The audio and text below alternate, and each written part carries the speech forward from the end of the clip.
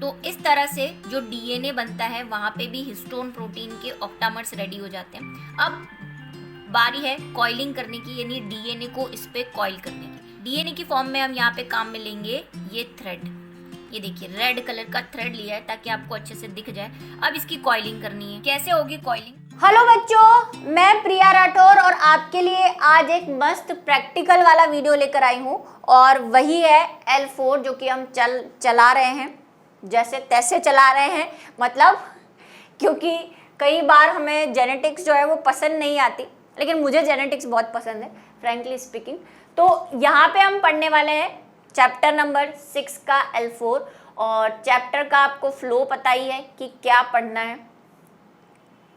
उसके बाद आज जो हम पढ़ने वाले हैं न्यूक्लियोसोम की संरचना, जिसको हम प्रैक्टिकलाइज करेंगे, विजुअलाइज करवाऊंगी आपको कि कैसे होता है ये, और साथ में डीएनए की कुंडलिन पैकिंग, यानी कि कैसे न्यूक्लियोसोम बनता है और कैसे फिर डीएनए बनता है, और उसको मैं आपको बना के दिखाऊंगी कुछ सब्सटेंस यानी मोतियों की हेल्प से। कोशिश करेंगे, हालांकि मैं रियल डीएनए तो नहीं ला सकती और ले भी आऊँ तो आपको नहीं बता सकती उसको माइक्रोस्कोप के अंदर। इतना हाई पावर का माइक्रोस्कोप इलेक्ट्रॉन वाला हमारे पास है नहीं अभी फिलहाल। तो न्यूक्लियोसोम की जो हम संरचना पढ़ने वाले हैं, लास्ट हमने पढ़ा कि हमने क्या बना दिया, डीएनए की संरचना देख ली कि डीएनए कैसा होता है या न्यूक्लिक अम्ल कैसा होता है। क्योंकि न्यूक्लिक अम्ल और डीएनए हम बोल रहे हैं, डीएनए आरएनए न्यूक्लिक अम्ल के अंदर ही आते हैं, सिर्फ दोनों में थोड़ा थोड़ा जो है स्ट्रक्चरली चेंज है, वो अंतर भी हम देखेंगे क्या है। तो हमने जो कल लास्ट लेक्चर में पढ़ा या कल पढ़ा, वो वॉटसन और क्रिक का डीएनए मॉडल पढ़ा था, जिसमें हमने डीएनए बना दिया। लेकिन आपको ये जानकर हैरानी होगी कि डीएनए जो है वो हमारा डीएनए, अगर हम मनुष्य का डीएनए देखें तो उसकी लंबाई अगर आप देखना चाहें, नोट करना चाहें तो नोट कर लीजिए कि वो कितनी है। 2.2 मीटर, 2 मीटर लंबा हमारा डीएनए है। और अगर आप न्यूक्लियस, क्योंकि हमें पता है कि डीएनए कहाँ रहता है, ये तो पता है ना। हाँ, तो मैं बोली अच्छा मैम आपने बता दिया, हमें तो पता ही नहीं था क्या कि डीएनए कहाँ रहता है। डीएनए न्यूक्लियस में रहता है। और न्यूक्लियस की साइज अगर आप देखना चाहेंगे तो न्यूक्लियस की साइज ज्यादा नहीं है। हम 5 से 6 म्यू एम यानी कि माइक्रोमीटर तक बोल सकते हैं कि एक न्यूक्लियस की साइज हो सकती है। एवरेज इंसानों की बात करें चाहे किसी की भी बात करें। अब ये माइक्रोमीटर मैं पहले भी बता चुकी हूं कि 1 माइक्रोमीटर इक्वल्स टू 10⁻⁻⁶ मीटर होता है। मतलब 1 मीटर का भी नीचे 6 जीरो लगाएंगे तो उसका शायद 10 लाखवां भाग 1 मीटर का, वो कौन होगा? न्यूक्लियस होगा। तो 2 मीटर का न्यूक्लियस डीएनए एक इतने से छोटे से न्यूक्लियस में कैसे समाएगा? हद ही हो गई है। तो उस हद को हम आज मेजर करने वाले हैं कि कैसे समाएगा, कैसे हम उसको अंदर केंद्र के अंदर डालते हैं, समेट के रखते हैं, बेचारे को कैद करके रखते हैं न्यूक्लियस के अंदर। अब ये आप बोल रहे हैं कि हमें कैसे पता कि 2.2 मीटर का ह्यूमन डीएनए है। देखो, एक वायरस यानी बैक्टीरियोफेज है, इसको नोट करते जाओ, थोड़ा सा काम का मैटर हो सकता है, जिसका नाम ये है। अब ये नाम है या नंबर, ये कोड है। ये क्या है? एक जीवाणु भोजी है। 5×174 जीवाणु भोजी। जीवाणु भोजी क्या होते हैं? बैक्टीरियोफेज, जो बैक्टीरिया को डिजीज फैलाते हैं। ऐसे वायरस, ये वायरस ही है जीवाणु भोजी। आपको जीवाणु नाम से कंफ्यूज मत होइए। जीवाणु भोजी मतलब जीवाणु को खाने वाला वायरस, ठीक है। तो ये वायरस है जिसको हम जीवाणु भोजी बोलते हैं। इसके अंदर अगर हम नाइट्रोजन बेस की गणना करें, यानी न्यूक्लियोटाइड, नाइट्रोजन बेस नहीं, न्यूक्लियोटाइड, जो हमने यूनिट बनाई ना न्यूक्लियोटाइड, जिसको हम इकाई कह रहे हैं, उसकी गणना करें तो वो कुछ 5386 है, ठीक है। 5384 ये इसके पास न्यूक्लियोटाइड है। कितने? न्यूक्लियोटाइड, जो हमने एक बनाया अभी कल।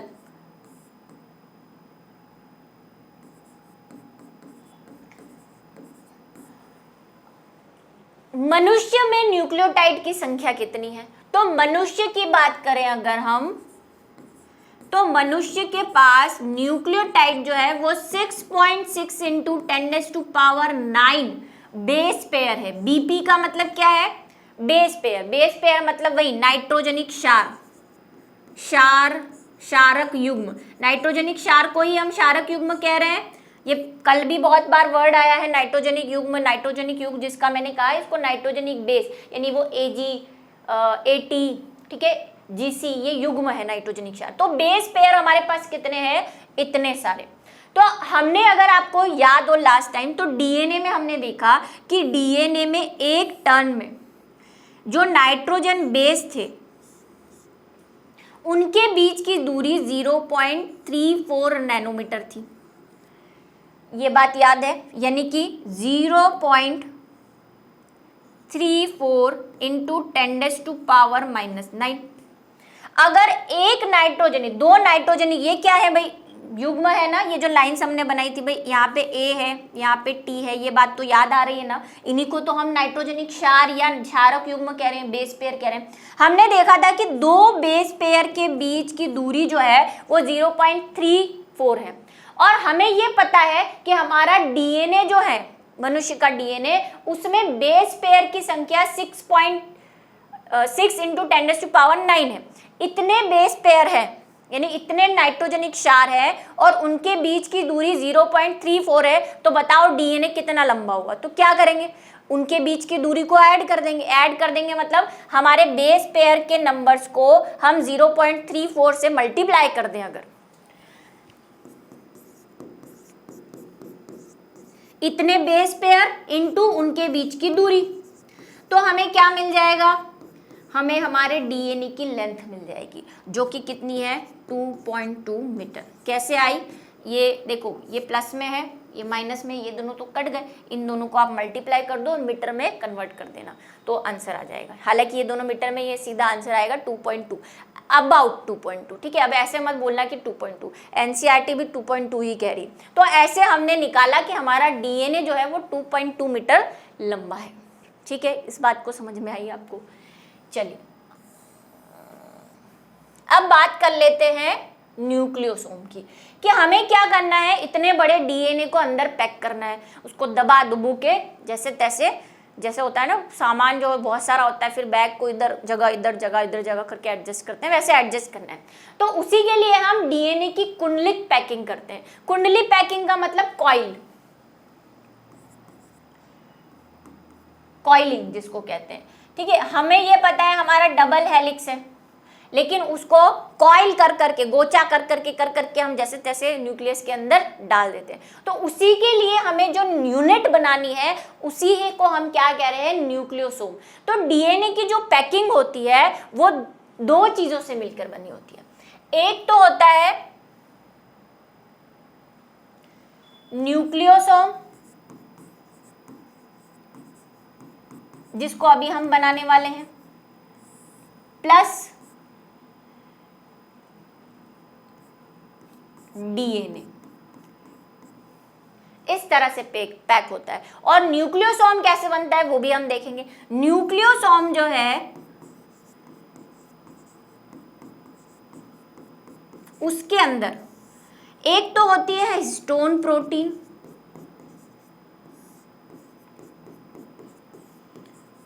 प्लस कुछ डीएनए भी होता है। बाद में देखो पैकिंग के वक्त भी डीएनए लगेगा, न्यूक्लियोसोम के अंदर भी कुछ डीएनए। तो हिस्टोन प्रोटीन प्लस डीएनए हमें ऐड करके क्या बनता है? न्यूक्लियोसोम बनता है। क्या है ये न्यूक्लियोसोम? एक बॉल जैसा स्ट्रक्चर है। जब हम डीएनए को, एक साइंटिस्ट थे जिनका नेम है वुडलॉक, बुक में नहीं है इनका नाम,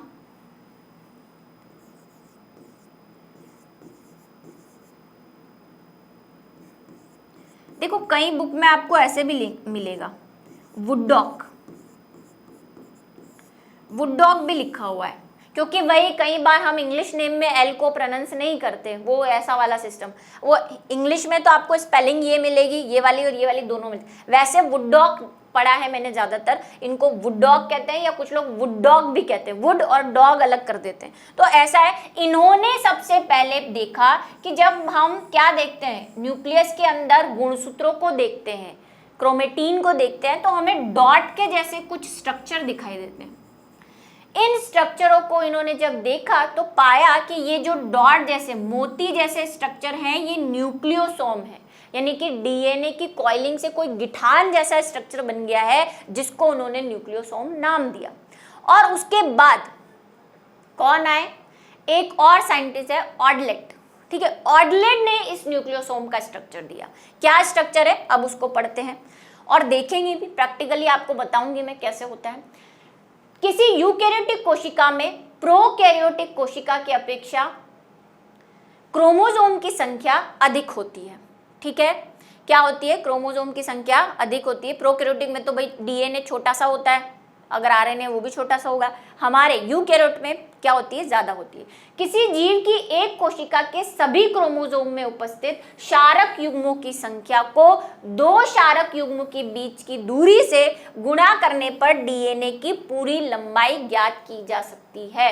इसको अभी हमने किया, ठीक है। क्या बोल रहा है, अगर किसी एक कोशिका में हमें क्रोमोसोम की उपस्थिति या क्षारक युग्म कि हमारे पास कितने क्षारक युग्म है, बेस पेयर है, वो पता चल जाए तो हम उनके बीच की दूरी को मल्टीप्लाई करके उसके डीएनए की लंबाई को ज्ञात कर सकते हैं, जो अभी हमने की कि मनुष्य में कितनी होती है, 2.2 मीटर। इसको याद रखे। हो सकता है आपको कोई ऐसा क्वेश्चन दे दिया जाए जिसमें बोल दिया जाए कि एक जीव की कोशिका में 10 क्षारक युग्म है और उनके बीच की दूरी 0.24 है, तो उनके डीएनए की लंबाई बताओ। ऐसे क्वेश्चन पूछा जा सकता है। मैथ व्यायो में भी मैथ्स आ जाती है। इन दोनों अमीनो अम्ल की पार्श्व श्रृंखलाओं पर धनावेश होता है। अब ये क्या है, दोनों अमीनो अम्ल के डीएनए जो है, एक बात को आज याद रखेंगे हम कि डीएनए जो है, हमने कहा एक तो न्यूक्लियोसोम से मिलकर बना हुआ है और एक डीएनए का कुछ पार्ट मिलकर बना हुआ है। न्यूक्लियोसोम में हिस्टोन प्रोटीन है प्लस डीएनए भी है। तो जो हिस्टोन प्रोटीन होती है, जो हिस्टोन प्रोटीन है उस पर पॉजिटिव चार्ज होता है। कैसे होता है अभी बता रही हूं। और जो डीएनए होता है उस पर नेगेटिव चार्ज होता है। और ये दोनों मिलके डीएनए की पैकिंग करते हैं, मतलब ये कुंडलित होकर एक कॉइन्स क्रोमेटीन बनाएंगे, क्रोमेटीन के बाद क्रोमोसोम यानी गुणसूत्र बनाएंगे, ठीक है। क्योंकि गुणसूत्र आपको पता है किससे मिलके बना हुआ है, डीएनए, और अब आपको पता है न्यूक्लियोसोम भी है उसमें, ठीक है। तो क्यों होता है हिस्टोन प्रोटीन, तो हिस्टोन प्रोटीन एक क्या है, एक टाइप की प्रोटीन है। हिस्टोन प्रोटीन क्या है,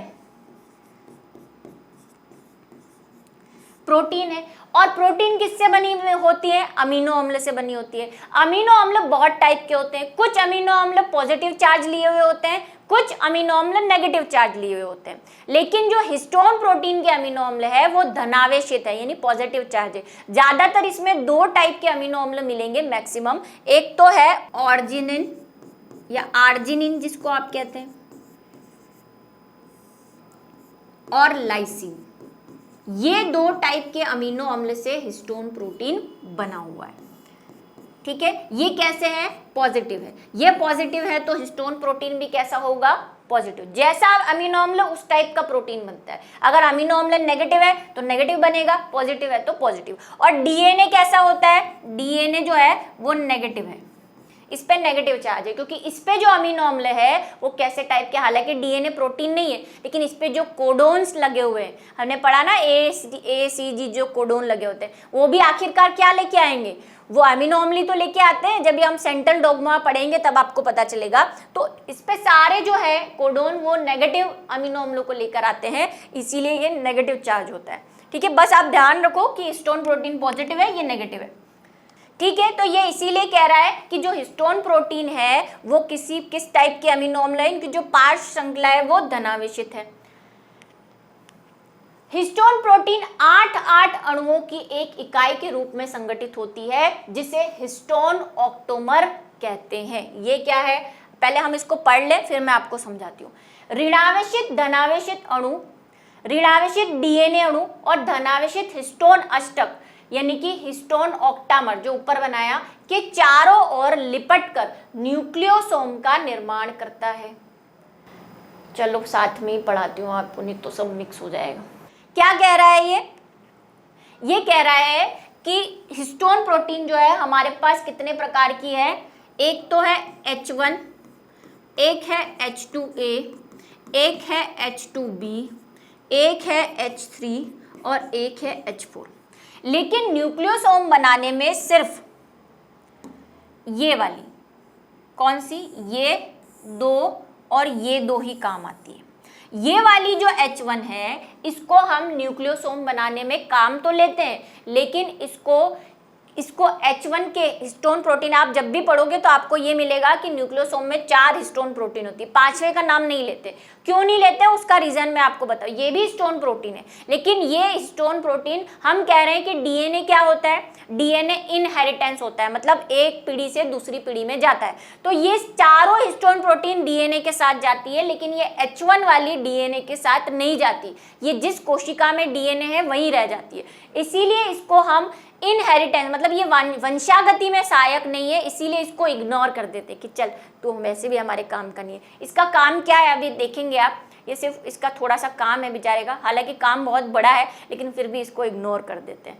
ठीक है, तो H2 है, H2B, H3 और H4। ये क्या करते हैं, 4 पहले तो चीजें बनाते हैं, जैसे ये 4 बने।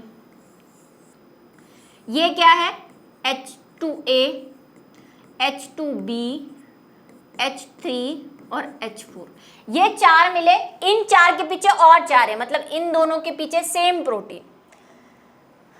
H2A के पीछे एक और H2A होगा, H2B के पीछे एक और H2B होगा, H3 के पीछे एक और H3 होगा और H4 के पीछे एक और H4। ऐसे मिलके ये 8 क्या बनाते हैं, 8 हिस्टोन प्रोटीन का एक समूह बनाते हैं। और क्योंकि ये 8 है तो 8 को हम क्या बोलते हैं, ऑक्ट, तो इसको क्या बोल देते हैं, ऑक्टामर या ऑक्टेमर। क्यों, आप वैसे देखो H2A, H2B, H3, H4, 2 ये हैं, एक के पीछे एक है ना, तो 2 H2A है, 2 H2B है, 2 H3 है, 2 H4 है, कितने हो गए टोटल 8। ये 8 का एक समूह बनाते हैं, इस समूह को ऑक्टामर कहते हैं। इसी समूह के चारों ओर डीएनए जो है वो लिपटता है। दूसरी लाइन में वो क्या कह रहा है, डीएनए, कौन सा डीएनए, डीएनए पे कौन सा चार्ज है, ऋणावेश चार्ज है, और इस पे धनावेश चार्ज है। ठीक है, क्योंकि ये किसकी बनी हुई है, आर्जिनिन और लाइसिन की बनी हुई है। डीएनए ले लेते हैं हम ग्रीन कलर का, ये डीएनए इस पर ऐसे लिपटता है।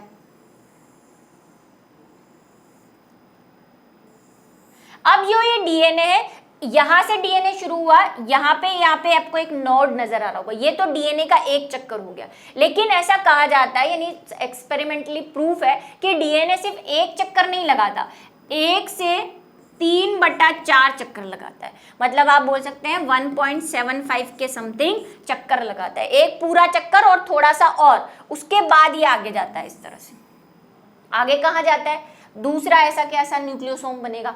न्यूक्लियोसोम क्या है, हिस्टोन प्रोटीन प्लस डीएनए को हम क्या कहते हैं, न्यूक्लियोसोम कहते हैं। ऐसा कैसा बहुत सारे न्यूक्लियोसोम बनेंगे, मतलब अब मैं सिर्फ ऑक्टामर का एक गोला बना दूं, यहाँ पे क्या आ जाएगा, एक और न्यूक्लियोसोम आ जाएगा जिसमें ये हिस्टोन प्रोटीन होगी 8। ठीक है, तो ये इस पे लिपटेगा, इस पे भी वही कितने चक्कर लगाएगा, एक पूरा चक्कर और उसके बाद थोड़ा सा और फिर नेक्स्ट चला जाएगा। तो इस तरह क्या होगा, न्यूक्लियोसोम के चारों तरफ डीएनए लिपट जाता है। इतनी बात समझ में आई, अभी आगे और आ रही, सुनो पहले बातों को। न्यूक्लियोसोम नामक रचना से लिपट गया। एक ऑक्टामर में 2 अणु H2A के, 2 अणु H2B के, 2 अणु H3 के और 2 अणु H4 के होते हैं। ठीक है, 2 न्यूक्लियोसोम के बीच स्थित अर्थात उनको जोड़ने वाला डीएनए लिंकर डीएनए या स्पेंसर डीएनए कहलाता है। ये क्या है, ये रहा 2 न्यूक्लियोसोम, ये एक न्यूक्लियोसोम है, ये एक न्यूक्लियोसोम है, ये एक न्यूक्लियोसोम है। इनके बीच जो डीएनए है जो इनको जोड़ रहा है उसको हम बोलते हैं स्पेंसर डीएनए। या लिंकर डीएनए।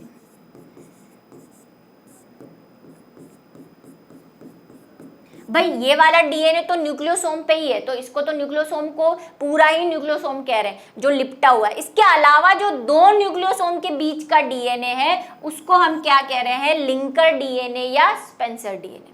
अब देखो, अगर मैं डीएनए को ऐसे बांध दूं, ऐसे लपेट दूं, तो भाई हम तो कोशिका में तो हलचल होती रहती है, न्यूक्लियस में भी हलचल होती रहती है, तो डीएनए तो खुल जाएगा। आप खाली किसी पे धागा लपेट दोगे तो खुलेगा या नहीं खुलेगा, खुल जाएगा। तो हमें यहाँ पे ये धागा खुले नहीं, इसके लिए एक लॉक सिस्टम लगाना पड़ता है। वही लॉक सिस्टम है हमारा ये H1 प्रोटीन जो है, हिस्टोन प्रोटीन, वो हमें यहाँ पे लॉक लगाना पड़ता है ताकि डीएनए यहाँ से खुल ना जाए, वरना सारे न्यूक्लियोसोम अलग हो जाएंगे, डीएनए अलग हो जाएगा। ठीक है, तो इसको बोलते हैं ये वाला। और क्योंकि ये क्या होता है, जब वंशागति होती है, मतलब गुणसूत्रों की वंशागति होती है और ये गुणसूत्र में बदल जाएगा डीएनए, क्रोमेटिन बनेगा, फिर गुणसूत्र में बदलेगा, तब क्या होगा, ये हिस्टोन H1 प्रोटीन यहाँ से निकल जाती है और कोशिका में ही रह जाती है। बाकी न्यूक्लियोसोम, ये लिंकर डीएनए, ये सब कुछ जाएगा गुणसूत्र बनने में। H1 प्रोटीन खुल जाएगी क्योंकि ये खुलेंगे ना, खुल के क्रोमेटिन बनाते हैं, उसके बाद गुणसूत्र और कॉइलिंग होती है तो गुणसूत्र बनता है। तो ये वाला जो है ये वंशागति नहीं बताता, ये एक पीढ़ी से दूसरी पीढ़ी में नहीं जाता, इसीलिए इसको हम काउंट नहीं करते। है तो ये भी हिस्टोन प्रोटीन, लेकिन इसका काम सिर्फ लॉक करना है, बाकी इसका कोई काम नहीं है। इसमें कैरेक्टरिस्टिक्स को बताने की, कोई लक्षणों को बताने की कोई कैपेबिलिटी नहीं है, जाता ही नहीं है, वहीं रहेगा। ठीक है, चलो, इलेक्ट्रॉन माइक्रोस्कोप से देखने पर यह न्यूक्लियोसोम किसी माला के मन को, यानी कि ब्रीड्स ऑन स्ट्रिंग की तरह दिखाई देते हैं, जैसा कि वुडॉक ने देखा था। वुडॉक ने यही देखा, जब उन्होंने क्रोमोसोम को देखा, मतलब जिन्होंने न्यूक्लियस के अंदर देखा, उन्हें नहीं पता था वो क्रोमोसोम है या डीएनए, तो उन्हें ऐसे बीड्स दिखे थे माला की तरह, और इसी को उन्होंने बाद में न्यूक्लियोसोम नाम दिया था। तो माला की तरह ये दिखाई देते हैं, दिखाई भी देंगे अगर आप माइक्रोस्कोप में। कौन से? इलेक्ट्रॉन माइक्रोस्कोप, है ना। अब आप मत बोलना मैम हमें दिखाओ, मैं नहीं दिखा सकती, इलेक्ट्रॉन माइक्रोस्कोप नहीं है हमारे पास, सिंपल वाला कंपाउंड माइक्रोस्कोप है। अब आपने ये स्ट्रक्चर देखा, अब मैं आपको प्रैक्टिकली, क्योंकि अभी तो हमने डायग्रामेटिकली देखा इसको, है ना, अब मैं आपको थोड़ा सा अच्छे ढंग से प्रैक्टिकल की फॉर्म में दिखाती हूँ, जिसके लिए मैंने कुछ चीज़ों का यूज़ किया है और कोशिश की है कि आपको डीएनए की पैकिंग जो है वो समझ में आ जाए। तो देखिए उस वीडियो को, उस प्रैक्टिकल को। आज हम डीएनए पैकिंग को सीखने वाले हैं, और डीएनए पैकिंग में हमें पता है हमें न्यूक्लियोसोम बनाना है। तो यहाँ पे मैं जो बीड्स हैं, मोती हैं, उनकी हेल्प लेने वाली हूँ। और ये एक जैसे मोती इसलिए ले रही हूँ ताकि, क्योंकि हमें पता है कि जो हिस्टोन प्रोटीन है वो एक जैसे आकार की होती है, इसीलिए मैंने सब एक जैसे लिए हैं। हम ये मान लेते हैं कि दो जो हैं वो H2A और H2B है, और ये जो है वो H3 और H4 है। अब हम इसे अरेंज करते हैं, क्योंकि हमें पता है कि हमें कैसे अरेंज करना है, कि H2A ऊपर रहेगा। ये देखिए हमने अरेंज कर दिए, ये हमारा ऊपर वाला H2A है, ये H2B है, ये H3 है नीचे वाला, और H4 है, ये सामने से हो गए। अब ऐसे के ऐसे हम 4 और, क्योंकि हमने बोला 8 होने चाहिए, तो H2 के पीछे H2, H2A के पीछे H2 है, H2B के पीछे H2 है, और ऐसे कैसे हम क्या करेंगे, इन चारों के पीछे एक बीट्स और लगा के इसका ऑक्टामर बनाएंगे। ये देखिए हमने चारों बीट्स को चिपका दिया है मैंने फेविकोल से, आपको समझाने के लिए, H2A, H2B, H3, H4। अब इसी पे हम, क्योंकि हमें ऑक्टामर बनाना है, तो हम 4 और ऐसे लेंगे और इसको हमने इस पर प्लेस कर दिया है और इसे अच्छे से सूखने देंगे। कि हमने ऑक्टामर बना दिया है, और आप देखेंगे तो ये देखिए यहाँ पे ऊपर 4 हैं, और अगर मैं इसको टर्न करूँगी, ये देखिए फिर इस पे 4 हैं। ये मैंने इसको यहाँ पे पेस्ट कर दिया है ताकि आपको दिखे कि ये पूरा के पूरा एक ऑक्टामर है। ऐसा कैसा एक और ऑक्टामर हमने रेडी कर दिया है, ये देखिए। तो इस तरह से जो डीएनए बनता है वहाँ पे भी हिस्टोन प्रोटीन के ऑक्टामर्स रेडी हो जाते हैं। अब बारी है कॉइलिंग करने की, यानी डीएनए को इस पे कॉइल करने की। तो डीएनए की फॉर्म में हम क्या काम में ले सकते हैं, तो यहाँ पे डीएनए की फॉर्म में हम यहाँ पे काम में लेंगे ये थ्रेड। ये देखिए रेड कलर का थ्रेड लिया है ताकि आपको अच्छे से दिख जाए। अब इसकी कॉइलिंग करनी है। कैसे होगी कॉइलिंग? तो हमने कहा कि डीएनए जो है यहाँ से शुरू होता है और एक पूरा कॉइल करके, यानी कि पूरा एक सर्कल लेकर इस तरह से घूमता है। ये देखिए, ये इसके चारों तरफ लिपट गया है। ये हमारा एक डीएनए हो गया। ये दो थ्रेड जहाँ पे मिले हैं वो डीएनए का एक चक्कर हुआ, लेकिन हम कह रहे हैं कि डीएनए का 3/4 चक्कर, 1 and 3/4 मतलब एक से थोड़ा सा ज़्यादा, यानी कि कुछ ऐसा ये कॉइलिंग होती है, उसके बाद डीएनए पैक होता है। अब अगर आप देखेंगे तो मैं अगर इसे हिलाऊं तो क्या होगा भाई? ये देखो डीएनए खुल गया। अब ये डीएनए ना खुल पाए, इसके लिए डीएनए को लॉक करना पड़ेगा इसके ऊपर। तो डीएनए को लॉक करने के लिए हमें एक और हिस्टोन प्रोटीन की ज़रूरत होगी, और वो हिस्टोन प्रोटीन हम यहाँ पर लगाएंगे, और वो हम यहाँ पे एक दूसरे कलर की ले रहे हैं। ये देखिए यहाँ पे ये हिस्टोन प्रोटीन हमें यहाँ लगानी होती है, यहाँ पे लगती है। और अब मैं इसको यहाँ पे लगा दूंगी तो ये लॉक हो जाएगा, ताकि ये घूमेगा तो डीएनए कॉइलिंग में खुलेगा नहीं, यानी कुंडलन में खुलेगा नहीं। ये देखिए हमने इसको यहाँ पे लॉक कर दिया है। अब देखिए, अब मैं खींच रही हूँ तो ये पूरा पैक हो गया, क्योंकि हमने यहाँ पे एक हिस्टोन प्रोटीन की फॉर्म में इस बीड्स को जोड़ दिया है। तो ये एक न्यूक्लियोसोम हमारा रेडी हो गया है। अब दूसरा न्यूक्लियोसोम आना है, तो दूसरा न्यूक्लियोसोम आएगा इस तरह से, और ये भी क्या हो जाएगा, यहाँ पे कॉइल हो जाएगा डीएनए, और फिर यहाँ पे भी एक लॉक लग जाएगा। अब देखिए ये हमने दूसरे को भी क्या कर दिया है, नॉक कर दिया है। यहाँ पे देखिए ये नहीं खुल रहा, और अब ऐसे के ऐसे देखिए ये एक न्यूक्लियोसोम, ये दूसरा न्यूक्लियोसोम, और दोनों लॉक हो गए। इसी तरह बहुत सारे न्यूक्लियोसोम आपस में मिलकर ये डीएनए का कॉइलिंग करेंगे इस तरह से। अब और कंडेंसेशन की जब बारी आएगी तो ये दो न्यूक्लियोसोम और पास आ जाएंगे। अब यहाँ पे आप देखिए कि ये वाला जो डीएनए है, इसी को हम क्या बोल रहे हैं, लिंकर डीएनए बोल रहे हैं। ये हमारे ऑक्टोसोम वाली हिस्टोन प्रोटीन, ये हमारा H1 प्रोटीन जो यहाँ पे बाहर लगा हुआ है, ये लिंकर डीएनए, ये दूसरा न्यूक्लियोसोम और उसकी हिस्टोन प्रोटीन। और अब इनमें कंडेंसेशन होगा तो ये दोनों और पास आएंगे, इनमें कॉइलिंग होगी इस तरह से। ये देखो ये छोटा हो गया। फिर ऐसे बहुत सारे न्यूक्लियोसोम जब पास आ जाएंगे तो डीएनए कॉइल होकर और होते होते क्रोमोसोम बना लेगा, पहले क्रोमेटीन और फिर क्रोमोसोम बना लेगा।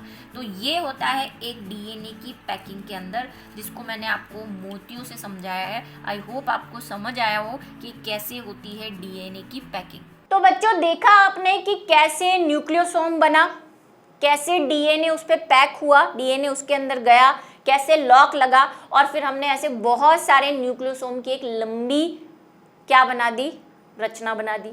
ठीक है, इसके बाद क्या होता है, वही न्यूक्लियोसोम बन गया, ये वाली चीज बन गई। इसके बाद ये दोनों और पास आएंगे, क्योंकि इतना भी काफी नहीं है, हमें तो बहुत उसको कंडेंस करना है ताकि वो इतने से न्यूक्लियस में आ सके। तो फिर बहुत सारे न्यूक्लियोसोम और डीएनए ऐसे पास पास आएंगे। जैसे मान लो ये न्यूक्लियोसोम है, ये भी न्यूक्लियोसोम है, ये भी न्यूक्लियोसोम है, ये भी न्यूक्लियोसोम है, और इनके बीच में ये हमारा लिंकर डीएनए है। ये और पास आएंगे, और अब और पास आने के बाद कैसे हो जाएंगे, ये